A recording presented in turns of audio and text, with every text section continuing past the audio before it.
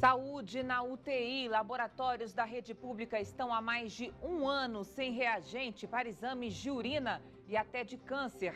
O maior lixão da América Latina finalmente vai ser fechado. Acordo entre o GDF e cooperativas de catadores foi assinado hoje. Veja também a maratona dos pais para conseguir descontos de material escolar. Uma pesquisa do Procon aponta variação de 1.700% nos preços das listas. Boa noite, eu sou a Carolina Vilela e você acompanha agora o Band Cidade, segunda edição. Seja bem-vindo.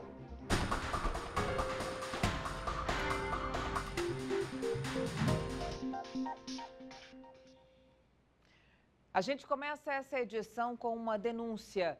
Faltam reagentes para exames no Laboratório Regional de Ceilândia. O Sindicato dos Técnicos e Auxiliares de Laboratório afirma que o problema existe há quase um ano. E ainda tem mais. No local, há vários produtos odontológicos novinhos, amontoados e sem uso. Além da falta de estrutura, há pias improvisadas e com vazamentos. É tanta coisa errada. Veja na reportagem de Érica Blaney. A placa do Laboratório Regional de Ceilândia dá indícios de como está a situação lá dentro. Em alguns setores, faltam até mesmo pias para funcionários lavarem as mãos. Já nesta sala de esterilização, até existe uma pia, só que o vazamento compromete a higiene. E tem mais problemas por aqui. Segundo o Sindicato dos Técnicos e Auxiliares de Laboratório, a unidade foi criada para atender pacientes de Ceilândia e de Braslândia. Só que há aproximadamente um ano faltam reagentes para a realização de exames, dos mais simples, como os de urina, aos mais complexos, como os para diagnosticar o câncer. A imunologia ela está parada, tem exames como ferritina, toxoplasmose e citomegalovírus, que esses são exames que são utilizados para mulheres grávidas também. Aqui não está sendo feito. VDRL, que é para diagnosticar sífilis, só está fazendo o teste rápido. Porém, quando eu faço um teste rápido, se deu positivo, eu tenho que ver a titulação. Então eu tenho que ver em que grau o paciente está com essa bactéria no organismo, e isso não é feito por falta de reagente. Sem os reagentes, não teve outro jeito. Fernando foi obrigado a pagar para fazer exames. O que a gente pode fazer é se agarrar a paredes, né, para poder realizar os exames. Senão a gente fica à mercê, estamos jogados ao léu. Como se não bastasse a falta de reagentes, o presidente do sindicato denuncia outra situação que dificulta o trabalho dos funcionários: a falta de espaço. É que há 5 anos o laboratório foi dividido ao meio para abrigar as 4 equipes do programa Saúde da Família que atendem o sol nascente. Esta servidora, que prefere não se identificar, descreve os desafios de atender tanta gente de maneira improvisada. Nós temos 3 consultórios para atendimento médico, clínica, pediatria e um consultório de ginecologia para dividir entre 4 equipes. Uma única sala de triagem de pediatria para todas as crianças sol nascente, uma única sala de triagem também para todas as clínicas médicas e outros atendimentos para todo o sol nascente. Então é muito complicado trabalhar assim. E olha que situação revoltante e grave. Está vendo essas várias caixas espalhadas pelos corredores, ocupando pouco espaço destinado ao laboratório e ao programa Saúde da Família? O sindicato denuncia que são materiais odontológicos novinhos, depositados dessa maneira há cerca de um ano. Só pedir a Deus, né? Misericórdia, porque o governo mesmo não tem misericórdia de ninguém. Nossa produção entrou em contato várias vezes com a Secretaria de Saúde, mas até agora ninguém explicou o que será feito para resolver esse problema. Há menos de uma semana para o fechamento definitivo do lixão da Estrutural, o governo assinou um contrato com as cooperativas de catadores do local. A partir de agora, 22 cooperativas vão fazer os trabalhos de triagem em 5 galpões espalhados pela capital. O contrato assinado nesta terça-feira inclui 8 organizações de catadores de material reciclável. Ainda durante a solenidade, que contou com a presença de autoridades, foi revelado que o objetivo da ação inclui tornar Brasília exemplo de coleta seletiva para os estados brasileiros. Nós estamos transformando o que era uma vergonha para Brasília e para o Brasil num motivo, numa referência de como desativar um lixão e de como fazer uma cidade sustentável. Foram entregues também 793 equipamentos no galpão de triagem de Ceilândia. O local é uma das 5 unidades que vão auxiliar na separação do lixo. O governo afirma que os galpões vão abrir 1.200 postos de trabalho e que esse número é suficiente para atender os catadores. Além disso, eles vão receber algum tipo de apoio? Sim, R$300 por tonelada de material que eles vendem, mais uma bolsa de R$360 durante 6 meses para este período de transição. As organizações de catadores também vão assumir a coleta seletiva em 10 regiões. Essa parceria para trabalhar nos galpões de triagem alugados pelo governo faz parte das medidas para desativar o lixão da estrutural. O prédio da Secretaria de Educação na Asa Norte foi esvaziado depois de um princípio de incêndio. E no Gama, um galpão de material para embalagens também pegou fogo. Veja só. O incêndio começou por volta das 7 horas da manhã. O galpão fica na QI 4, no setor de indústrias do Gama, e era usado como depósito de material para embalagens. Nessas imagens enviadas pelos bombeiros, é possível ver que o local ficou totalmente destruído. O galpão estava vazio, ninguém ficou ferido. Já na Asa Norte, na quadra 607, os bombeiros foram acionados para combater um princípio de incêndio que assustou funcionários da Secretaria de Educação. As chamas começaram em 2 aparelhos de ar-condicionado. O local teve que ser evacuado. Ninguém se feriu. Uma pesquisa realizada pelo GDF mostra que 95% dos turistas que visitaram Brasília dizem que vão retornar à capital. A Juliana Cury está aqui no estúdio e tem mais informações para a gente. Ô, Ju, boa noite para você. O que mais atrai esse turista para voltar aqui a Brasília também, Ju?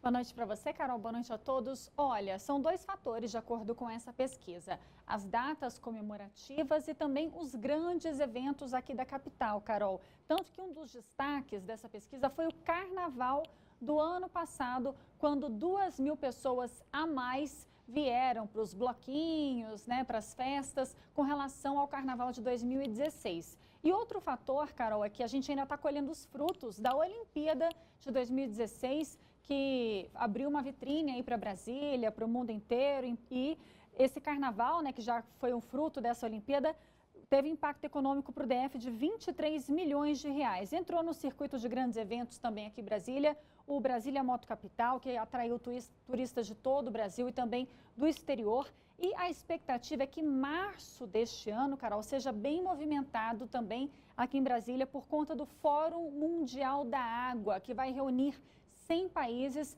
A expectativa é que venham 40.000 pessoas para participar desse grande evento. Bem, a maior parte dos turistas é de São Paulo, Goiás, Minas Gerais, Paraná. Eles vêm para visitar os monumentos, vêm para participar de eventos como esses que eu mencionei e também para visitar a família.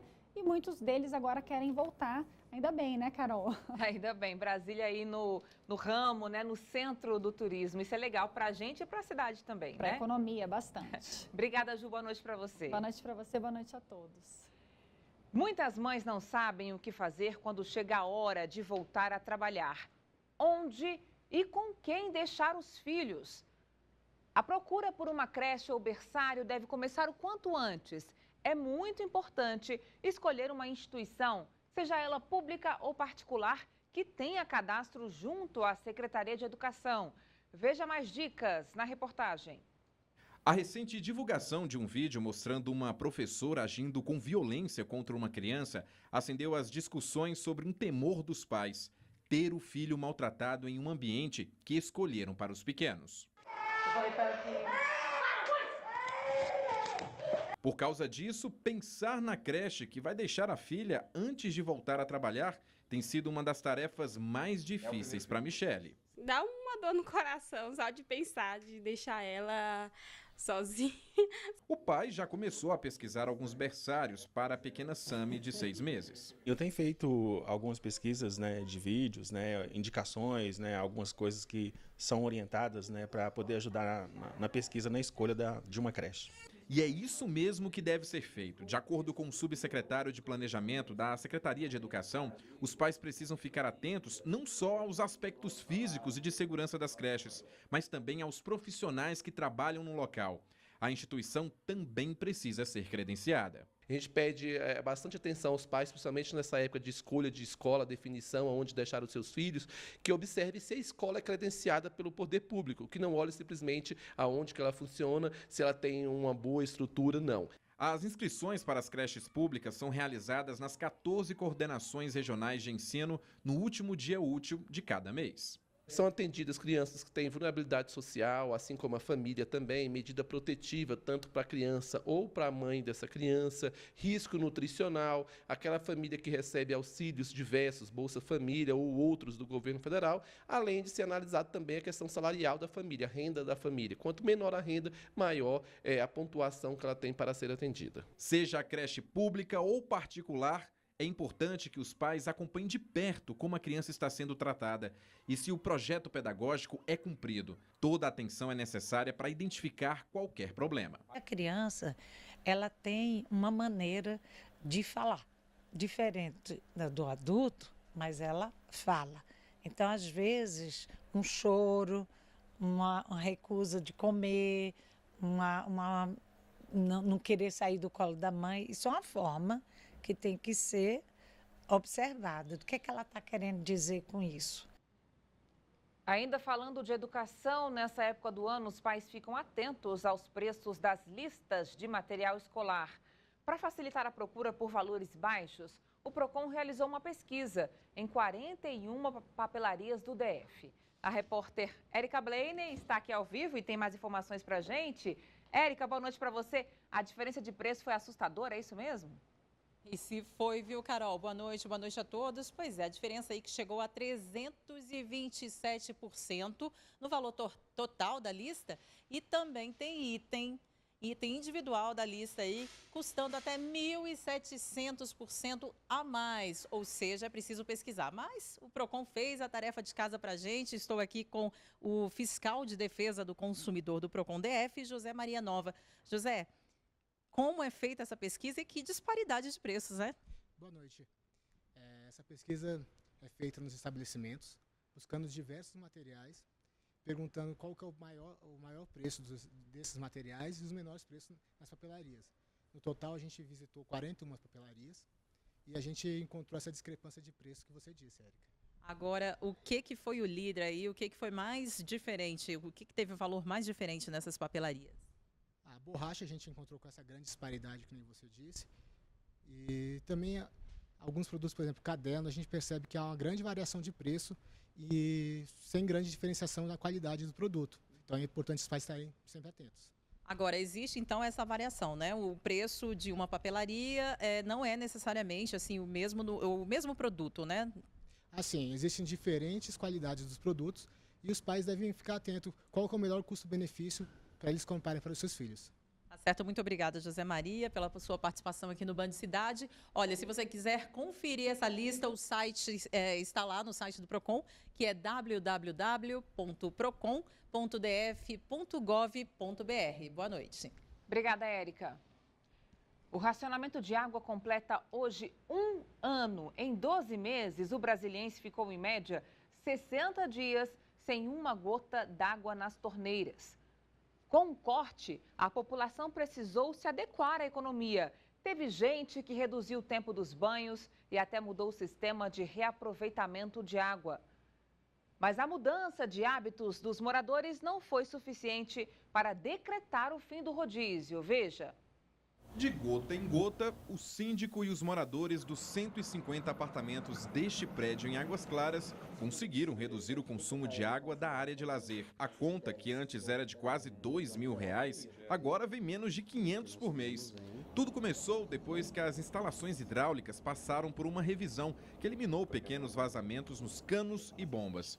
As torneiras e vasos sanitários também ganharam alguns redutores. Aqui a vazão com arejador e com redutor de água é de 2 a 4 litros por minuto. Antes a vazão era de 6 a 8 litros por minuto. O controle mais rigoroso do consumo de água para enfrentar a crise hídrica no Distrito Federal completou 12 meses.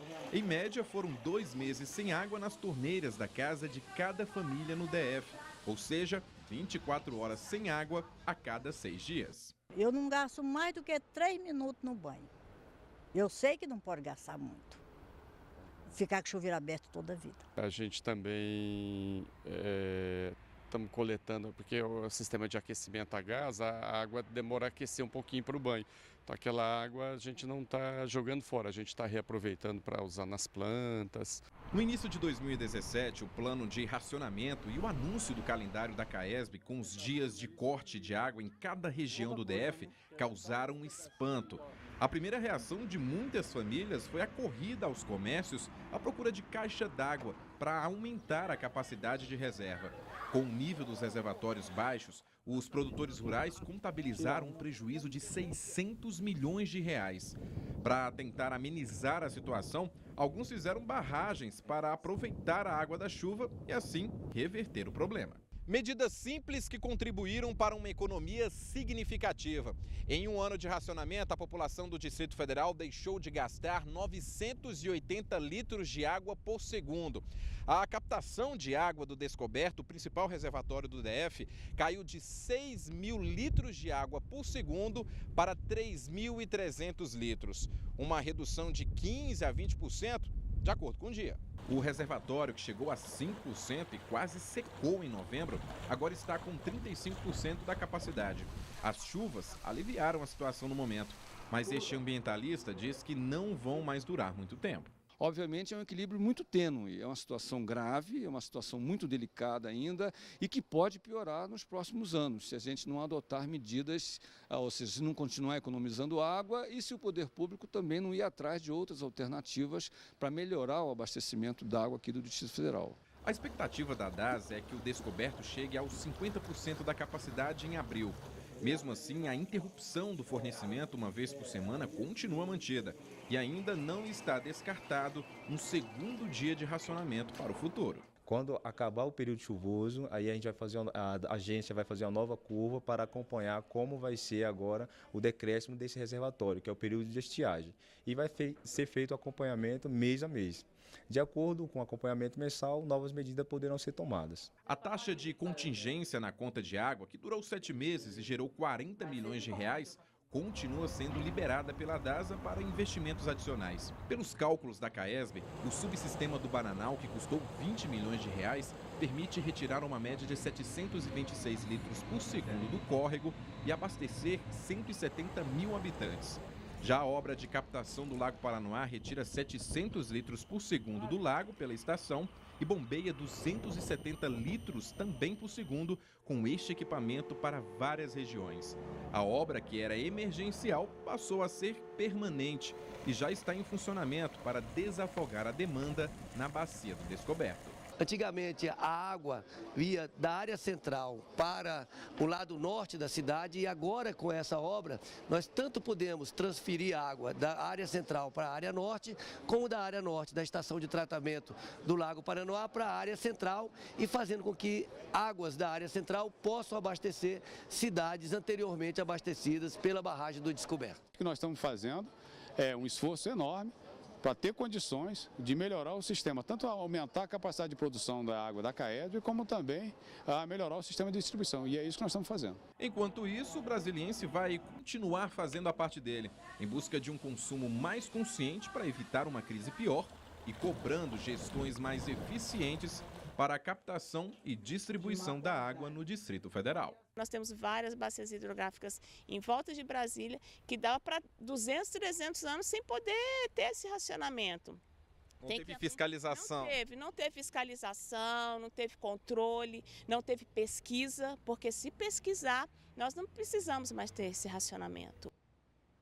Veja a seguir, policial militar é arremessado do carro e fica gravemente ferido. O acidente foi na BR-020, logo depois do intervalo, hein? Até já.